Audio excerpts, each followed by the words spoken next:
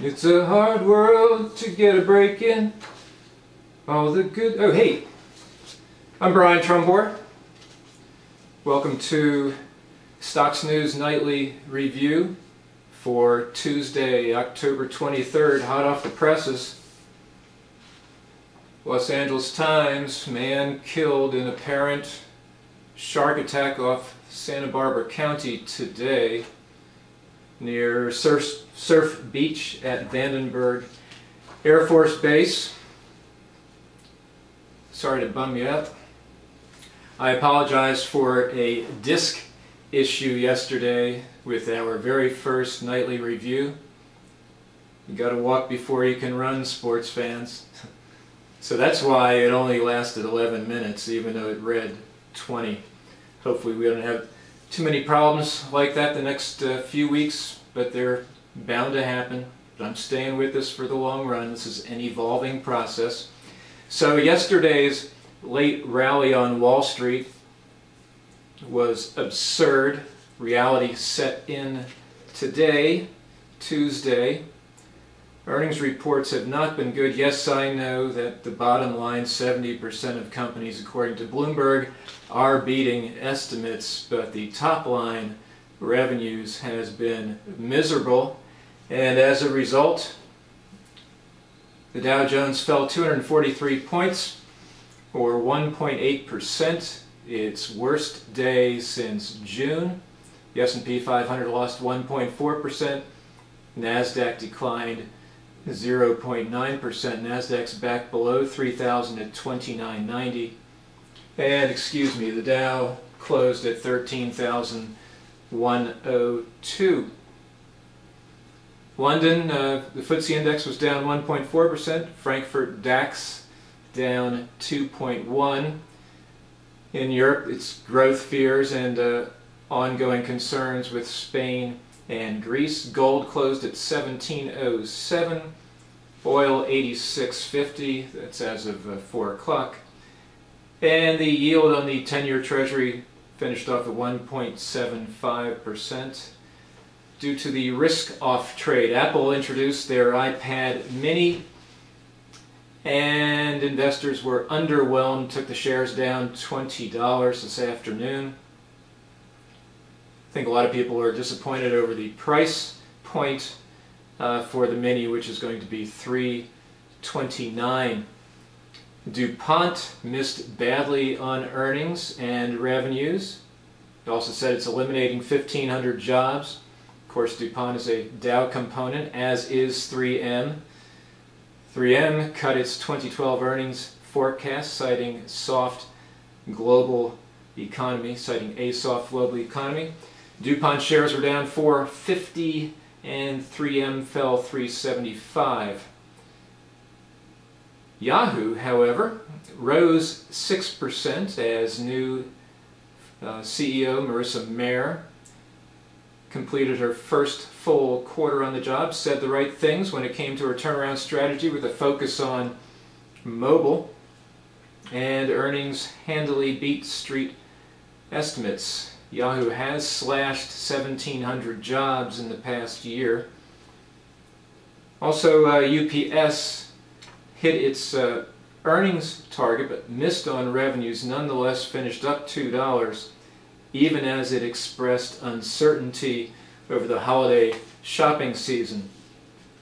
Zillow announced that U.S. home values jumped 1.3% in the third quarter, the biggest gain since 2006. In Phoenix, where investor demand is helping to boost prices, home values rose 5.9% over the second quarter. And in Las Vegas, they climbed 3.9% according to Zillow. Atlanta had the biggest drop in values, falling 2.2% in the third quarter over the second. Very interesting piece on the Farm Belt by Ron Nixon and John Elligan in the New York Times. A Federal Reserve Bank of Chicago survey showed a 15% increase in farmland prices since last year across a region that covers Iowa, Illinois, Indiana, and other states. Another survey released from the Federal Reserve Bank of Kansas City showed even higher growth in the Great Plains states, where farmland prices have increased 26% since last year. The drought hasn't seemed to hurt when it's come to farmland. No state has benefited more from the recent boom than Iowa. According to a survey by Iowa State University, prices have risen 32% since 2010.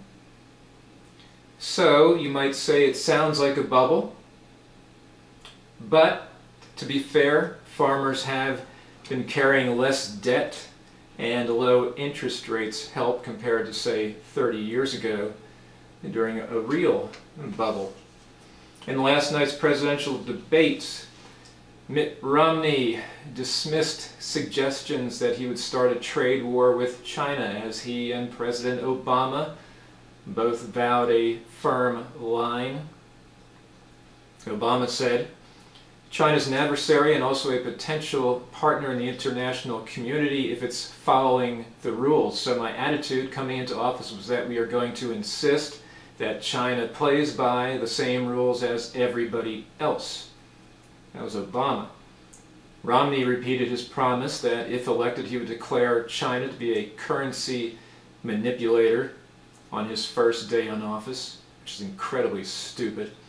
Asked by moderator Bob Schieffer whether such a move would trigger a trade war between the world's two largest economies, Romney said it's pretty clear who doesn't want a trade war, and there's one going on right now which we don't know about. It's a silent one, and they're winning. Romney also sharply criticized Obama as allegedly failing to stand up to China. Said we don't have to be an adversary in any way, shape, or form. I want a great relationship with China. China can be our partner, but that doesn't mean they can just roll all over us and steal our jobs on an unfair basis, said Mitt Romney. So speaking of the third and final presidential debate, yes, there were no gaffes.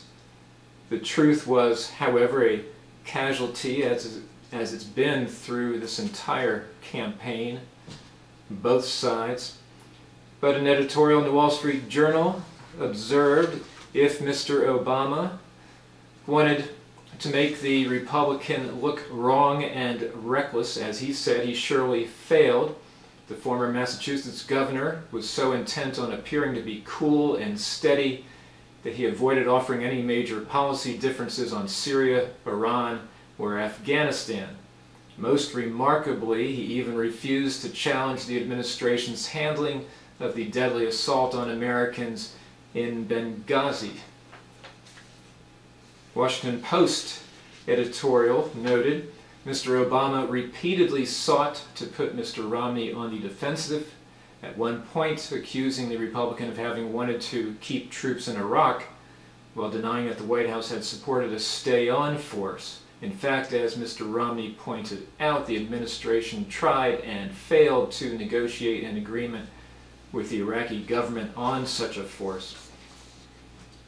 Some of my attitudes on Iran regarding the Green Revolution in 2009, Obama was AWOL. Romney scored a point, but didn't hit the topic hard enough. Plus, the average American watching doesn't understand. We don't follow foreign policy, but if I were Romney, I would have gotten into Obama's face and said, why were you so silent in 2009? Syria. Romney said nothing about working with the Turks in the establishment of safe havens at the start of the uprising. That didn't mean we'd have to commit a ton of troops. But now it's too late. We will have no say in whatever government succeeds Bashar Assad. Pakistan. Romney stressed the importance of the country and concerns it could become a failed state, leading to nukes in the hands of terrorists, but then never mentioned the threat this posed to India, only the largest democracy in the world and a friend that we want to become a greater ally with. Neither candidate mentioned Malala, the 14-year-old Pakistani girl who survived an assassination attempt after her blogging on girls being allowed to go to school. Romney had the opening. We must be that moral beacon for the world, but he didn't say it. He blew it. Well, that's all for tonight. I'll be back with you tomorrow, Wednesday, and as always, go to stocksnews.com for a lot more stuff. Remember to keep the men and women of our armed forces in your thoughts and prayers. I'm Brian Trumbore. Take care.